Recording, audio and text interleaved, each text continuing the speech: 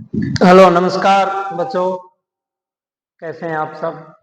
उम्मीद करते हैं सब अच्छे होंगे। तो पिछले लेक्चर में हमने बात करी थी डीएनए के बारे में, डीएनए की स्ट्रक्चर के बारे में।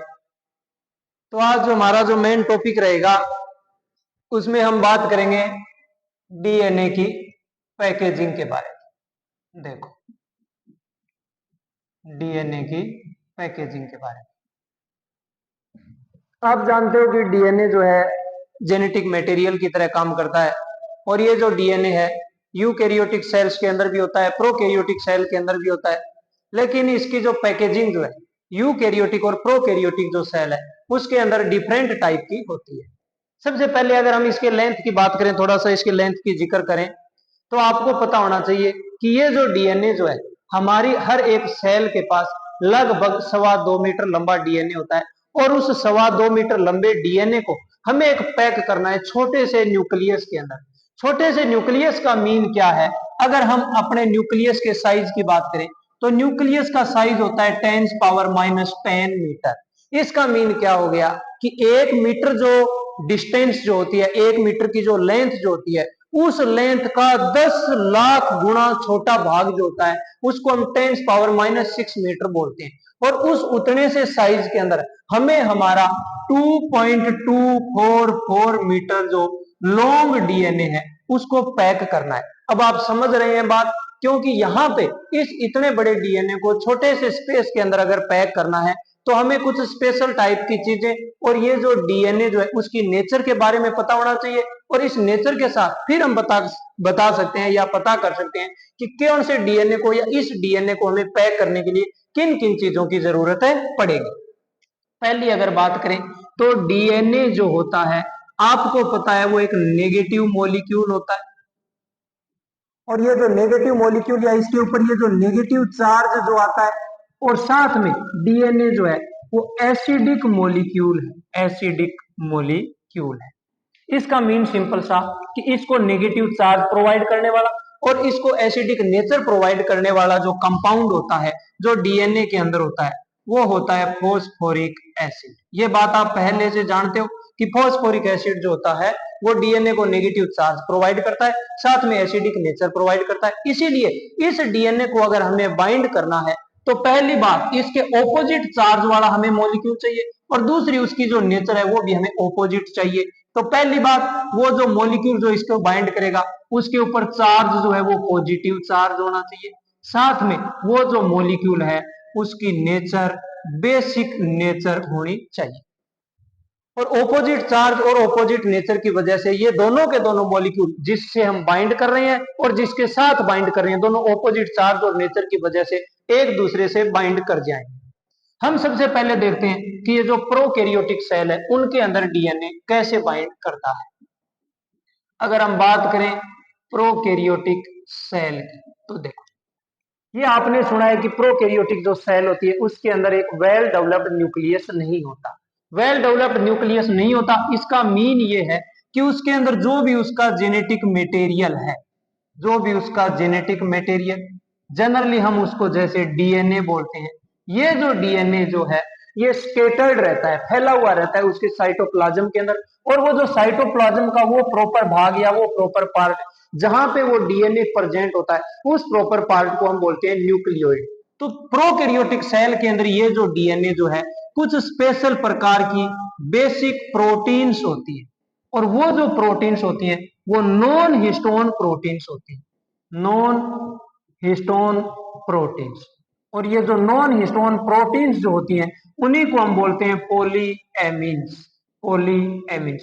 और ये जो पॉलीएमीन्स हैं ये बाइंड कर लेती हैं डीएनए को। पॉलीएमीन्स और डीएनए दोनों बाइंड होकर के सेट हो जाता है न्यूक्लियस के अंदर, और वो भी प्रोकैरियोटिक सेल जिसके पास न्यूक्लियस होता नहीं, लेकिन पॉलीएमीन्स और डीएनए दोनों मिलकर के सेल के, प्रोकैरियोटिक सेल के जिस पार्ट में प्रेजेंट होती हैं उन दोनों चीजों को मिला करके हम बोल देते हैं न्यूक्लियोइड, या उसी को नाम देते हैं हम जीनोफोर, जीनोफोर।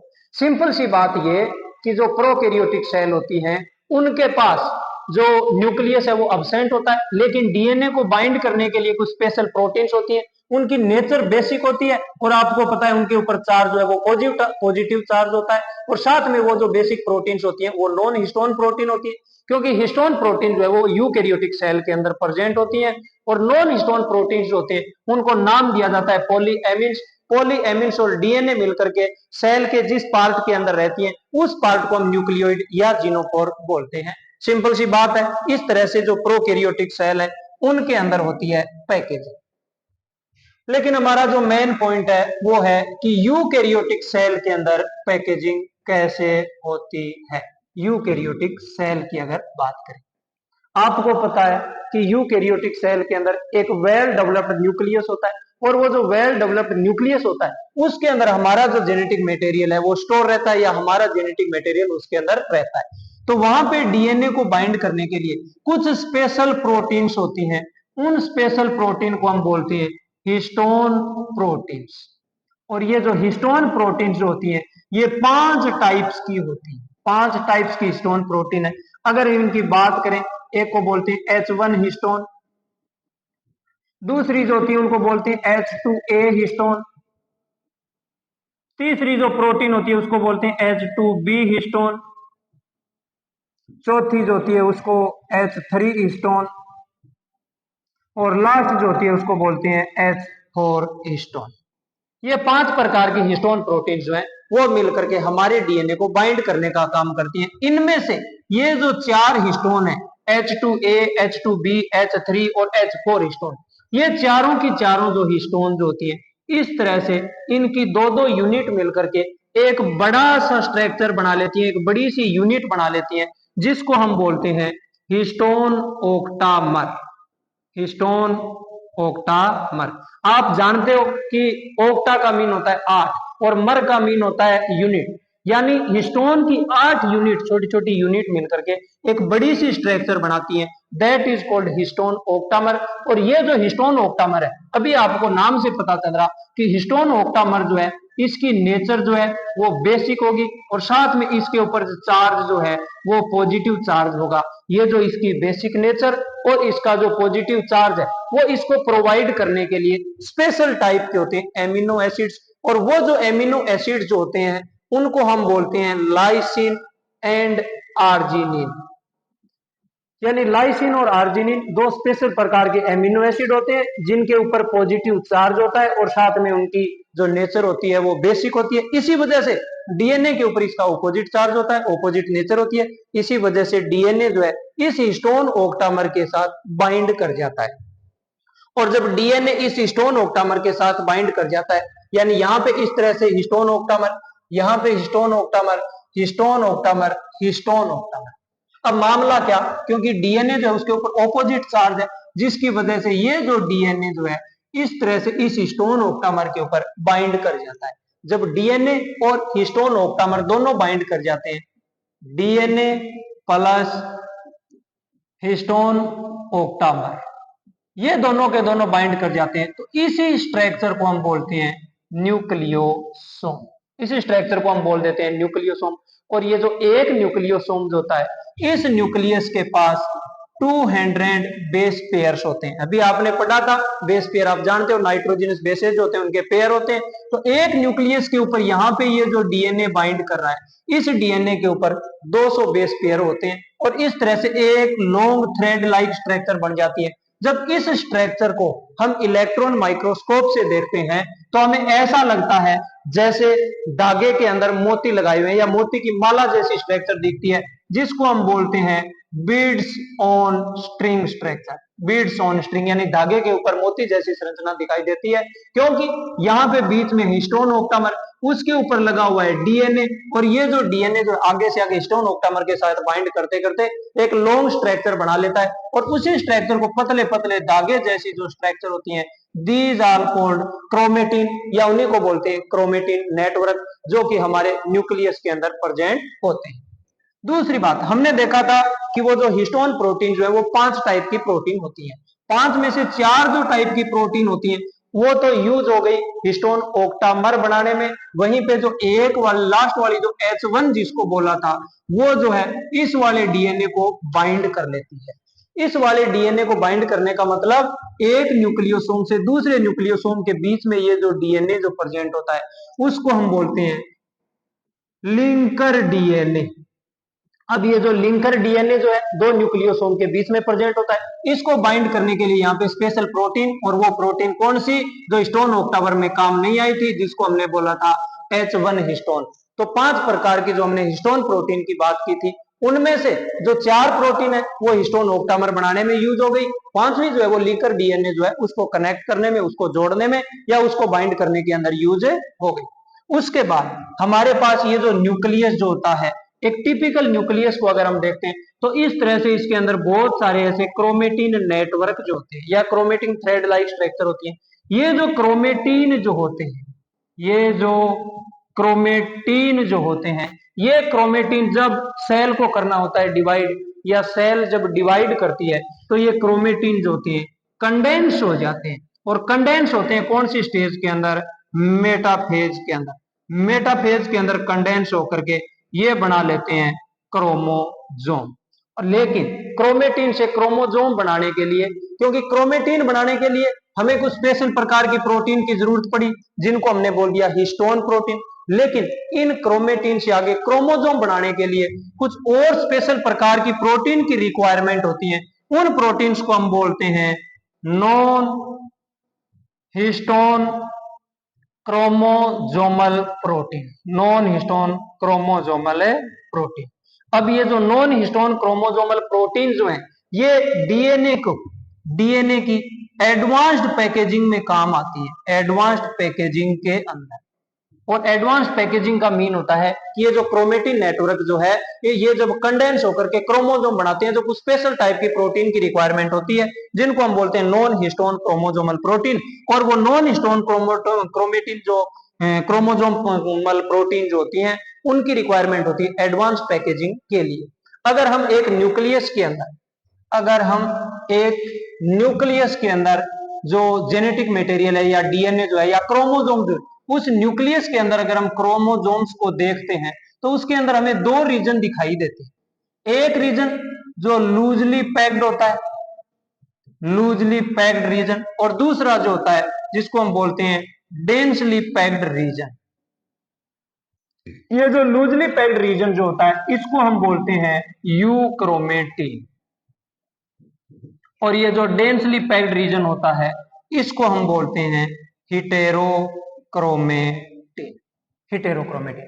ये जो यूक्रोमेटिन जो होता है इसको हम अगर स्टेनिंग करते हैं तो ये लाइट स्टेन्ड होता है, लाइट स्टेन होता है। और अगर हेटेरोक्रोमेटिन को हम स्टेन करते हैं तो ये डार्क स्टेन्ड होता है। तीसरी इंपॉर्टेंट बात यह है कि ये जो यूक्रोमेटिन जो होता है ये ट्रांसक्रिप्शन करता है, ट्रांसक्रिप्शन यानी ट्रांसक्रिप्शनली ये वाला जो पार्ट होता है एक्टिव होता है, और ये वाला जो पार्ट है वो ट्रांसक्रिप्शन के मामले में ट्रांसक्रिप्शनली ये वाला जो पार्ट है वो इनएक्टिव होता है।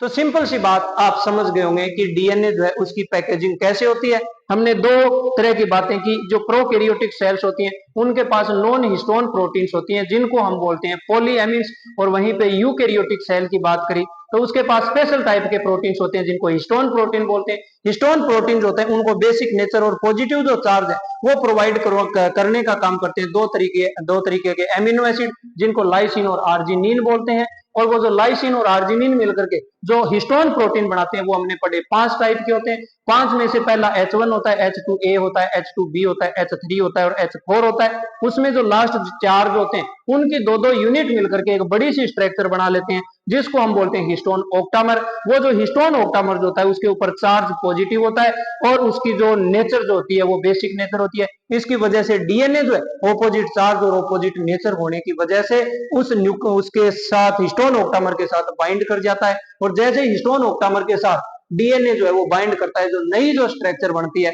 उसको हम बोलते हैं न्यूक्लियोसोम। एक न्यूक्लियोसोम के ऊपर 200 बेस पेयर होते हैं और दो न्यूक्लियोसोम के बीच में जो डीएनए होता है उसको लिंकर डीएनए बोलते हैं, और उस लिंकर डीएनए को बाइंड करने के लिए जो स्ट्रक्चर होती है उसको H1 हिस्टोन बोलते हैं। और उसके बाद इस तरह से बहुत सारे न्यूक्लियोसोम जुड़ करके एक लंबी स्ट्रक्चर बना लेते हैं, जिस नेटवर्क को या जिस स्ट्रक्चर को हम क्रोमेटिन बोल देते हैं। और जब इस स्ट्रक्चर को हम इलेक्ट्रॉन माइक्रोस्कोप से देखते हैं तो हमें लगता है कि जैसे धागों के ऊपर मोती डाले हुए या धागे के अंदर मोती डाले हुए जैसी संरचना, बीड्स ऑन स्ट्रिंग जैसी संरचना हमें दिखाई देती है। उसके बाद वो जो क्रोमेटिन है वो कंडेंस हो जाते हैं, कंडेंस होने के बाद वो क्रोमोजोम बनाते हैं। क्रोमोजोम बनाने के लिए कुछ स्पेशल टाइप की प्रोटीन की रिक्वायरमेंट होती है, जिसको हम नॉन हिस्टोन क्रोमोजोमल प्रोटीन बोलते हैं। और ये जो नॉन हिस्टोन क्रोमोजोमल प्रोटीन जो होते हैं ये एडवांस पैकेजिंग के काम आते हैं। और उसके बाद अगर हम न्यूक्लियस को देखते हैं तो उसमें दो तरह के हमें रीजन दिखाई देते हैं। एक रीजन जो होता है वो लूजली पैक्ड होता है, दूसरा रीजन जो होता है वो डेंसली पैक्ड होता है। लूजली पैक्ड रीजन जो होता है उसको हम यूक्रोमेटिन बोलते हैं, जो लाइट स्टेन्ड होता है, और उसी को हम ट्रांसक्रिप्शनली एक्टिव भी बोलते हैं, क्योंकि ये जो पार्ट जो होता है ये आगे जाकर के ट्रांसक्रिप्शन करके एमआरएनए बनाता है, उस एमआरएनए से कोई प्रोटीन बनता है। वहीं पे दूसरा जो पार्ट है डेंसली पैक्ड पार्ट है, उसको हम हिटेरोक्रोमेटिन बोलते हैं। ये जो हिटेरोक्रोमेटिन जो होता है वो डार्क स्टेन्ड होता है और ये ट्रांसक्रिप्शन के मामले में इनएक्टिव होता है, यानी ट्रांसक्रिप्शन नहीं करता, यानी आगे जाके कोई एमआरएनए या प्रोटीन नहीं बनाता। पहला हमारा जो टॉपिक यानी डीएनए की पैकेजिंग है वो कंप्लीट हुआ। उसके बाद अब हम नेक्स्ट बात करेंगे कुछ और टॉपिक्स की। देखो, ये तो हम बात कर रहे थे इस चैप्टर में कि डीएनए क्या होता है, डीएनए कैसे पैक होता है। अब हमारा जो नेक्स्ट टॉपिक है वो ये है searching of genetic material. Searching of genetic material. देखो, आज हम आसानी से बोल सकते हैं कि ये जो जेनेटिक मटेरियल जो है ये डीएनए होता है मोस्ट ऑफ द ऑर्गेनिज्म में, लेकिन कुछ ऑर्गेनिज्म के अंदर ये जो जेनेटिक मटेरियल है ये आरएनए होता है, जैसे वायरस के अंदर। आज हम बोल सकते हैं, लेकिन इसको सबसे पहले किसने बोला, क्यों बोला, क्या क्या उन्होंने एक्सपेरिमेंट किए, उनकी हम थोड़ी सी बात करेंगे। कि सबसे पहले इस जेनेटिक मटेरियल को सर्च करने के लिए एक साइंटिस्ट आते हैं जिनका नाम होता है 1978 के अंदर। 1978 के अंदर एक साइंटिस्ट आते हैं जिनका नाम होता है ग्रिफिथ। ये जो ग्रिफिथ जो है इनका एक प्रिंसिपल इन्होंने दिया, ट्रांसफॉर्मिंग प्रिंसिपल। Transforming principle. देखो, इसके अंदर इन्होंने क्या बताया, इन्होंने दो चीजें यूज की। सिंपल सी बात है, एक तो इन्होंने यूज किया माइस यानी चूहा यूज किया अपने एक्सपेरिमेंट के लिए, और दूसरा जो यूज किया उन्होंने यूज किया एक बैक्टीरिया, और वो जो बैक्टीरिया जिसका नाम था स्ट्रेप्टोकोकस। स्ट्रेप्टोकोकस, इसी को हम बोल सकते हैं डिप्लोकोकस, या इसी को हम बोलते हैं न्यूमोकोकस।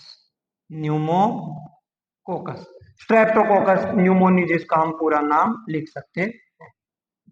अब देखो मामला क्या, स्ट्रेप्टो का मीन होता है लॉन्ग स्ट्रक्चर, कोकस का मीन होता है राउंड, जो बैक्टीरिया होते हैं उनको कोकस बोलते हैं। स्ट्रेप्टो का मीन ऐसे राउंड बैक्टीरिया आपस में अटैच होकर के एक लॉन्ग स्ट्रक्चर बना लेते हैं, स्ट्रेप्टोकोकस बोल दिया। अगर दो बैक्टीरिया इस तरह से जुड़ जाते हैं तो उसको डिप्लोकोकस बोल दिया। न्यूमोकोकस का मीन ये न्यूमोनिया कॉज करने वाला जो राउंड बैक्टीरिया होता है उसको न्यूमोकोकस बोल दिया। कोई बहुत मुश्किल बात है नहीं। लेकिन ये जो स्ट्रेप्टोकोकस बैक्टीरिया जो है इनके उन्होंने यूज किए दो स्ट्रेन। ध्यान से देखो वो स्ट्रेन क्या है, स्ट्रेप्टोकोकस न्यूमोनी। ये जो बैक्टीरिया है इनके उन्होंने दो स्ट्रेन यूज किए। दो स्ट्रेन का में एक जो स्ट्रेन था उसको उन्होंने बोला एस स्ट्रेन, और दूसरा जो स्ट्रेन था उसको उन्होंने बोला आर स्ट्रेन। एस स्ट्रेन का मीन होता है स्मूथ स्ट्रेन, स्मूथ स्ट्रेन। वहीं पे आर स्ट्रेन का मीन होता है रफ स्ट्रेन, रफ स्ट्रेन। देखो, स्मूथ स्ट्रेन का मीन क्या कि ये जो बैक्टीरिया जो है इसके पास ऐसा कोई जीन है, इसके पास ऐसी स्पेशल कोई कैपेसिटी है जिसकी वजह से ये अपने चारों तरफ एक प्रोटेक्टिव कवरिंग बना सकता है। प्रोटेक्टिव कवरिंग बना सकता है, या प्रोटेक्टिव कवरिंग बनाने की इसके पास कैपेसिटी है। ये जो प्रोटेक्टिव कवरिंग जो होती है ये बनी रहती है पॉलीसैकेराइड्स, यानी एक पॉलीसैकेराइड की अपने चारों तरफ प्रोटेक्टिव कवरिंग बना लेता है, जिसकी वजह से ये वाला बैक्टीरिया है उसको चूहे का जो इम्यून सिस्टम है वो डिस्ट्रॉय नहीं कर पाता। जब इसको चूहे का इम्यून सिस्टम अगर डिस्ट्रॉय नहीं कर पाएगा तो ये जो एस स्ट्रेन है उसके अंदर न्यूमोनिया कोज कर सकता है, न्यूमोनिया कोज कर सकता है। न्यूमोनिया कॉज करने का मीन ये बीमारी फैला सकता है, और बीमारी फैला देने की वजह से ही हम बोलते हैं कि ये जो एस स्ट्रेन होता है ये वायरुलेंट होता है, या फिर बीमारी फैला सकता है या चूहे को बीमार कर सकता है। वहीं पे आर स्ट्रेन या रफ स्ट्रेन होता है, इसके पास कोई प्रोटेक्टिव कवरिंग नहीं है, नो प्रोटेक्टिव कवरिंग, और प्रोटेक्टिव कवरिंग नहीं होने की वजह से जो चूहे का जो इम्यून सिस्टम है, इम्यून सिस्टम जो है वो इसको इजीली क्या कर देगा, डिस्ट्रॉय कर देगा। और अगर इसको चूहे के इम्यून सिस्टम ने डिस्ट्रॉय कर दिया तो ये चूहे के अंदर बीमारी नहीं फैला पाएगा, और बीमारी नहीं फैला पाएगा तो इसी को हम बोल देते हैं नॉन वायरुलेंट, यानी बीमारी नहीं फैला पाएगा, चूहा जो है वो हेल्थी रहेगा, जिंदा रहेगा, कोई परेशानी नहीं। तो इन चीजों को यूज करके उन्होंने कैसे अपना एक्सपेरिमेंट किया और कैसे ट्रांसफॉर्मिंग प्रिंसिपल दिया। देखो, सबसे पहले उन्होंने क्या किया, एस स्ट्रेन लिया, और एस स्ट्रेन को उन्होंने इंजेक्ट कर दिया माइस के अंदर, चूहे के अंदर डाल दिया, और देखा कि ये जो चूहा जो है उसकी डेथ हो गई। आपको पता ही है डेथ तो होनी थी, क्योंकि एस स्ट्रेन वो स्मूथ कवरिंग अपने चारों तरफ बना सकता है, प्रोटेक्टिव कवरिंग बना सकता है। प्रोटेक्टिव कवरिंग की वजह से माइस का जो इम्यून सिस्टम है उसका कुछ बिगाड़ नहीं पाएगा, नहीं बिगाड़ पाएगा तो वो न्यूमोनिया कॉज कर देगा, चूहे की मौत हो जाएगी। उसके बाद उन्होंने क्या किया, आर स्ट्रेन लिया, और आर स्ट्रेन को भी उन्होंने माइस के अंदर इंजेक्ट किया। जब माइस के अंदर इंजेक्ट किया तो ये जो माइस जो है अब की बार जिंदा रह गया, मरा नहीं, डेथ नहीं, क्योंकि आर स्ट्रेन जो है उसके पास कोई प्रोटेक्टिव कवरिंग नहीं है और उसका इम्यून सिस्टम उसको डिस्ट्रॉय कर देगा। तीसरा उन्होंने एक्सपेरिमेंट किया कि ये जो एस स्ट्रेन जो है उन्होंने उसको कर दिया हीट किल्ड, एस स्ट्रेन को उन्होंने कर दिया हीट किल्ड। जैसे हीट किल्ड किया उसको, और उसके बाद इंजेक्ट किया, उसके बाद इंजेक्ट किया, इंजेक्ट करने के बाद देखा कि ये जो माइस जो है इसकी डेथ नहीं होती है, जिंदा रह जाता है। इसका मीन एस स्ट्रेन जैसे हीट किल्ड होता है उसके बाद माइस के अंदर वो कोई डिजीज कोज नहीं कर पाता, इसका मतलब जेनेटिक मटेरियल है उसके अंदर कोई प्रॉब्लम आ जाती है। लेकिन उसके बाद उन्होंने चौथा एक्सपेरिमेंट किया जो कि सरप्राइजिंग था।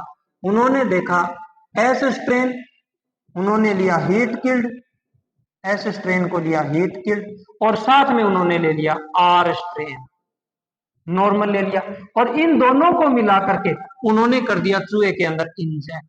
जब एस स्ट्रेन को हीट किल्ड लिया, आर स्ट्रेन को नॉर्मल लिया, और जो चूहा जो है उस चूहे की हो गई डेथ। ये बड़ा सरप्राइजिंग मामला था, उनको समझ नहीं आया कि ऐसा मामला क्यों हुआ, क्योंकि जब एस स्ट्रेन अकेले को हीट किल्ड करके माइस में डालते हैं तो चूहा जो है वो जिंदा रह जाता है। लेकिन जैसे एस स्ट्रेन और आर स्ट्रेन, एस स्ट्रेन को हीट किल्ड कर रखा है, आर स्ट्रेन नॉर्मल है, इन दोनों को मिलाकर के इंजेक्ट करते हैं तो चूहे की डेथ हो जाती है। तब ग्रिफिथ साहब ने यह बताने की कोशिश करी कि ये जो एस स्ट्रेन जो हीट किल्ड है, हालांकि वो हीट किल्ड है, खुद कुछ नहीं बिगाड़ पा रहा, लेकिन हीट किल्ड होने के बाद भी वो उस आर स्ट्रेन के अंदर कुछ न कुछ ट्रांसफर कर रहा है। हालांकि वो खुद नहीं बिगाड़ पा रहा, लेकिन एस स्ट्रेन जो है वो आर स्ट्रेन के अंदर कुछ न कुछ ट्रांसफर कर रहा है, और वो जो ट्रांसफर कर रहा है वो ही एज ए जेनेटिक मटेरियल काम कर रहा है। और उसको उन्होंने कह दिया कि ये जो ट्रांसफर कर रहा है उसको मैं बोलता हूं ट्रांसफॉर्मिंग प्रिंसिपल। यानी ग्रिफिथ साहब ने क्या कहा कि ये जो एस स्ट्रेन जो हीट किल्ड है, खुद कुछ बिगाड़ नहीं पा रहा, लेकिन इसकी कैपेसिटी ना होने के बावजूद भी इसका जो जेनेटिक मटेरियल है वो ट्रांसफर ये कर सकता है आर स्ट्रेन के अंदर। जैसे ही आर स्ट्रेन के अंदर ट्रांसफर किया जेनेटिक मटेरियल, तो ये जो आर स्ट्रेन जो है ये कैसा हो गया, ये कन्वर्ट हो गया एस स्ट्रेन में, और जैसे ही एन एस स्ट्रेन में कन्वर्ट हुआ तो आर स्ट्रेन जो है वो एस स्ट्रेन में कन्वर्ट होने के बाद वायरुलेंट हो गया, और वायरुलेंट हो जाने की वजह से चूहे की डेथ हो गई।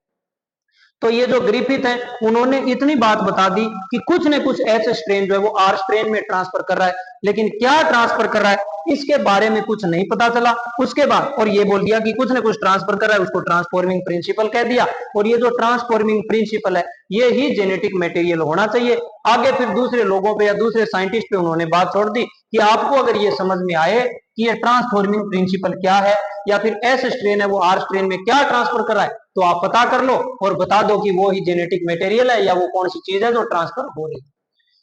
उसके बाद 3 साइंटिस्ट आए इस एक्सपेरिमेंट को पूरा करने के लिए, या ये बताने के लिए कि ये जो ट्रांसफॉर्मिंग मटेरियल जो है या ट्रांसफॉर्मिंग प्रिंसिपल क्या है। वो 3 साइंटिस्ट जो है, एक का नाम है एवेरी, दूसरे का नाम है मैकलियोइड और तीसरे का नाम है मैकलिन मैककार्टी। और इन्होंने ये जो एक्सपेरिमेंट 1933 से 1944 तक किए। और उन्होंने क्या बताया, देखो सबसे पहले उन्होंने क्या किया, ये जो तीन बायोकेमिकल, तीनों के तीनों जो बायोकेमिकल जो है, हमें जिनके ऊपर शक है कि ये जेनेटिक मटेरियल हो सकते हैं, तो ये जो तीन बायोकेमिकल्स कौन कौन से, सबसे पहले उन्होंने प्रोटीन, दूसरा जो है आरएनए और तीसरा जो है डीएनए। इन तीनों के तीनों बायोकेमिकल्स को उन्होंने एस स्ट्रेन बैक्टीरिया से, कौन से बैक्टीरिया से, एस स्ट्रेन जो हीट किल्ड बैक्टीरिया था, एस स्ट्रेन जो हीट किल्ड था, उस हीट किल्ड एस स्ट्रेन से इन तीनों चीजों को उन्होंने आइसोलेट कर लिया। और उसके बाद आर स्ट्रेन के अंदर 1 बाय 1 डाल करके उन्होंने देखा और पता किया कि कौन से ट्रांसफॉर्मेशन हो रही है, कौन से ट्रांसफॉर्मेशन नहीं हो रही। ट्रांसफॉर्मेशन का मीन ये है कि आर स्ट्रेन कौन सी चीज डालने से या कौन सा केमिकल डालने से आर स्ट्रेन जो है वो एस स्ट्रेन में कन्वर्ट हो रहा है और कौन सा डालने से एस स्ट्रेन में कन्वर्ट नहीं हो रहा। तो जब उन्होंने इसमें से प्रोटीन को डाला आर स्ट्रेन बैक्टीरिया के अंदर, तो ट्रांसफॉर्मेशन जो है वो नहीं हुई, ट्रांसफॉर्मेशन है नहीं हुई। इसका मतलब प्रोटीन जो है वो जेनेटिक मटेरियल नहीं है, क्योंकि अगर प्रोटीन जेनेटिक मटेरियल होता तो ये जो आर स्ट्रेन है ट्रांसफॉर्म होकर एस स्ट्रेन बन जाता। उसके बाद उन्होंने आर स्ट्रेन को, आर स्ट्रेन के अंदर डाला आरएनए को, और आरएनए को जब आर स्ट्रेन में डाला तब भी जो है वो ट्रांसफॉर्मेशन जो है वो नहीं हुई। इसका मतलब आरएनए जो है वो भी जेनेटिक मटेरियल के रूप में काम नहीं कर रहा। उसके बाद उन्होंने क्या किया कि ये जो डीएनए है वो आर स्ट्रेन के अंदर डाल करके देखा, और जैसे ही आर स्ट्रेन के अंदर इस डीएनए को डाला तो ट्रांसफॉर्मेशन हो गई, ट्रांसफॉर्मेशन है हो गई। इसका मतलब डीएनए जो है वो जेनेटिक मटेरियल के रूप में काम कर रहा है। लेकिन इसी एक्सपेरिमेंट को फिर उन्होंने दूसरे तरीके से किया। दूसरे तरीके का मीन उन्होंने फिर यूज किए एंजाइम्स, एंजाइम्स यूज किए। एंजाइम्स का मीन क्या, कि उन्होंने सबसे पहले एंजाइम यूज किया प्रोटीएज। आपको पता है प्रोटीएज जो एंजाइम होता है वो प्रोटीन को डाइजेस्ट कर देगा। अगर प्रोटीन डाइजेस्ट हो जाएगी और प्रोटीन जेनेटिक मटेरियल का काम करता होता तो उसके अंदर ट्रांसफॉर्मेशन नहीं होती। लेकिन प्रोटीएज एंजाइम डाल देने के बाद भी ट्रांसफॉर्मेशन हो रही है, ट्रांसफॉर्मेशन है हो रही है। इसका मतलब जो प्रोटीन है वो जेनेटिक मटेरियल नहीं है। फिर दूसरा उन्होंने एंजाइम क्या डाल के देखा, उन्होंने डाल के देखा आरएनएज। आरएनएज आपको पता है आरएनए को डाइजेस्ट कर देगा, और आरएनए को डाइजेस्ट कर देने के बाद भी ट्रांसफॉर्मेशन हो रही थी, ट्रांसफॉर्मेशन है हो रही थी। इसका मतलब आरएनए भी जेनेटिक मटेरियल नहीं है। और उसके बाद उन्होंने लास्ट में डाल के देखा डीएनए, और जब डीएनए डाल के देखा तो उनकी जो ट्रांसफॉर्मेशन जो है, ट्रांसफॉर्मेशन जो है वो रुक गई।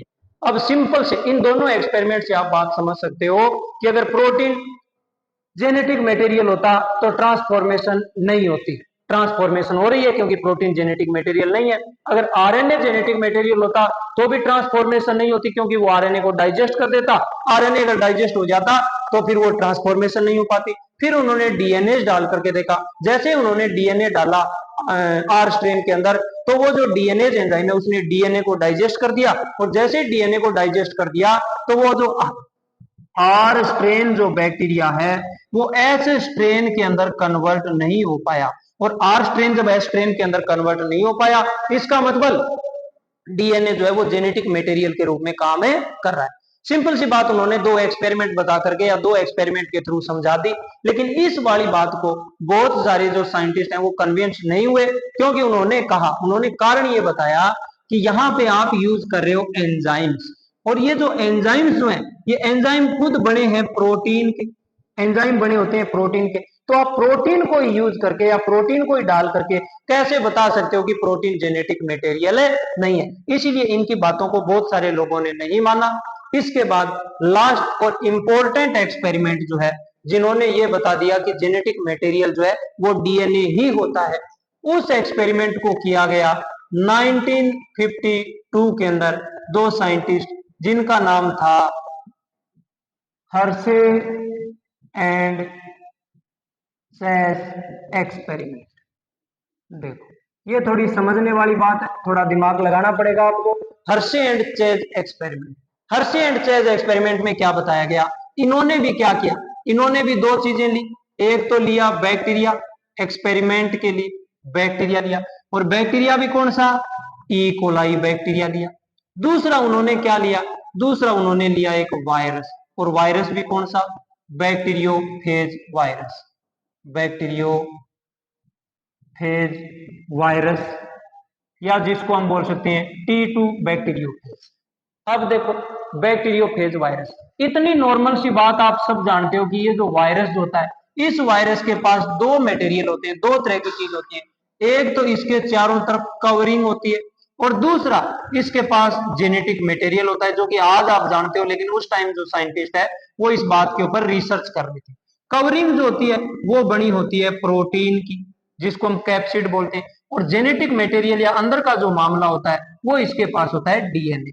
यानी वायरस जो है उसके पास दो ही चीजें होती हैं, एक तो प्रोटीन की कवरिंग होती है, दूसरा उसके पास डीएनए होता है। और इन दोनों चीजों का यूज करके उन्होंने बताने की कोशिश की कि कौन सा ऐसा सब्सटेंस है, प्रोटीन है या डीएनए है, जो नेक्स्ट जनरेशन में जाता है या फिर जो ई कोलाई जो बैक्टीरिया है उसको इन्फेक्ट करता है। इस चीज को बताने के लिए उन्होंने क्या किया, इस बैक्टीरियोफेज को कल्चर किया। इस बैक्टीरियो फेज जो वायरस है इसका किया उन्होंने कल्चर, और कल्चर किया दो डिफरेंट मीडियम के अंदर। एक मीडियम के अंदर उन्होंने क्या रखा, रेडियो एक्टिव सल्फर रखी, रेडियो एक्टिव सल्फर रखी, और दूसरे मीडियम के अंदर उन्होंने क्या रखा, रेडियो एक्टिव फॉस्फोरस रखा, रेडियो एक्टिव फॉस्फोरस रखा।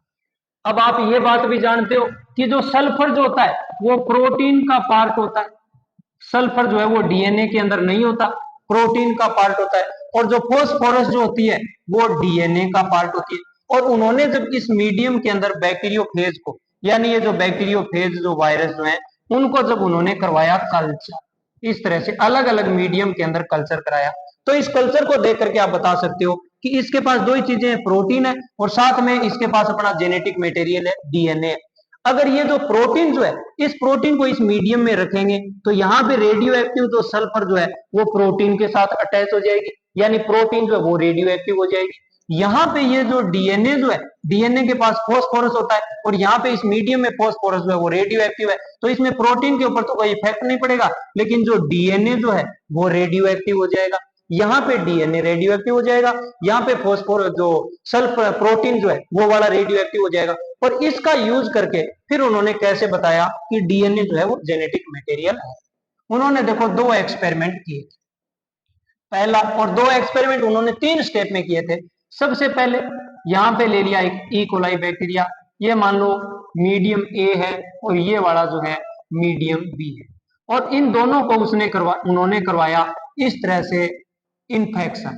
इन्फेक्शन का मतलब दोनों जगह, यहाँ पे उन्होंने वायरस डाल दिए, यहाँ पे भी वायरस डाल दिए। आपको पता है कि जैसे ही वायरस जो है वो किसी सेल के कांटेक्ट में आता है, अपना जो भी जेनेटिक मटेरियल है उसको सेल के अंदर ट्रांसफर कर देता है। अभी हमें नहीं पता कि डीएनए अंदर जा रहा है या प्रोटीन अंदर जा रहा है, हम अभी कोशिश कर रहे हैं। और ये जो सबसे पहला स्टेप जहां पे वायरस जो है वो सेल को इन्फेक्ट करने की कोशिश कर रहा है, उस स्टेप को हम बोलते हैं इन्फेक्शन।